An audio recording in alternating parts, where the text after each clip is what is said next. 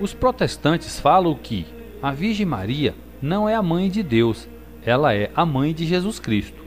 Ora, se isto é o que acreditam, então eles criaram vários erros.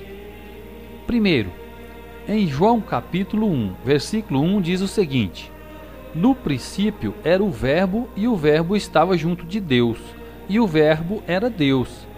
E em João capítulo 1, versículo 14 diz: e o Verbo se fez carne e habitou entre nós. Estas duas passagens bíblicas dizem que Deus foi feito carne. A substância da carne de Deus na segunda pessoa, que é Jesus Cristo, veio de onde? Veio de Maria.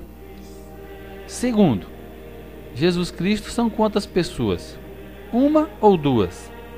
Para acreditar que Maria deu à luz somente ao Jesus humano, os protestantes estão dividindo ele em dois: um Jesus humano e um Jesus divino.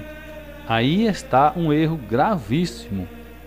Para provar que isso é falso, é só conferir na própria Bíblia, em Filipenses capítulo 2, versículo de 5 a 7, onde notamos um Deus que é um homem e também um homem que é Deus. Jesus Cristo é um e não dois. Lembremos-nos também quando Tomé chama Jesus de meu Senhor e meu Deus. Isto está em João capítulo 20, versículo 28. Terceiro, os protestantes, ao negar Maria como mãe de Deus, estão indo contra o capítulo 1, versículo 43 de São Lucas, que diz o seguinte: donde me vem esta honra de vir a mim a mãe de meu Senhor? E estas palavras são dadas a ela através do Espírito Santo. É importante deixar bem claro que Maria gerou o homem Deus, Romanos 9:5, e todos os anjos o adoram, Hebreus 1:6. Maria é realmente mãe de Jesus Cristo, homem e Deus, conforme o testemunho da Escritura, Gálatas 4:4. Ela torna-se a mãe da pessoa de Jesus na plenitude de seu ser humano e divino. Não podemos separar o Jesus divino do humano. Por exemplo, Jesus não disse ao filho da viúva: a parte de mim que é divina te diz, levanta-te. Jesus fala simplesmente, levanta-te. Na cruz, Jesus não disse, minha natureza humana tem sede, mas exclama, tenho sede. Podemos e devemos chamar a Virgem Maria Mãe de Deus, porque o termo da maternidade não é a natureza, mas a pessoa.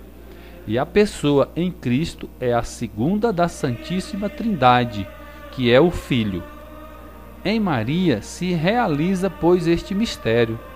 Ela participa do mistério do seu Filho, que é Deus e homem ao mesmo tempo.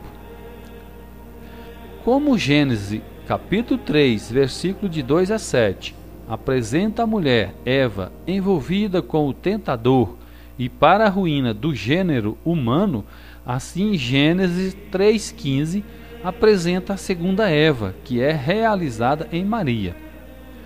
Como o pecado entrou no mundo por um homem e uma mulher, que são Adão e Eva, a salvação veio também através de um homem e uma mulher, que é Jesus Cristo e Maria. Podemos assim dizer que Maria é o templo do Senhor, o sacrário do Espírito Santo. O tabernáculo e a arca da aliança são figuras da Virgem Maria. Ela é o sacrário vivo do Espírito Santo, porque se tornou a mãe do Verbo encarnado. Basta percorrer as páginas das Escrituras para ver que Deus não habita no meio do pecado. Ao ensinar que Maria é mãe de Deus, a Igreja não está se referindo como mãe de Deus na primeira pessoa, mas sim na segunda pessoa, que é Jesus Cristo. Temos que entender bem esta diferença. Como os protestantes não entendem, fazem uma tremenda confusão.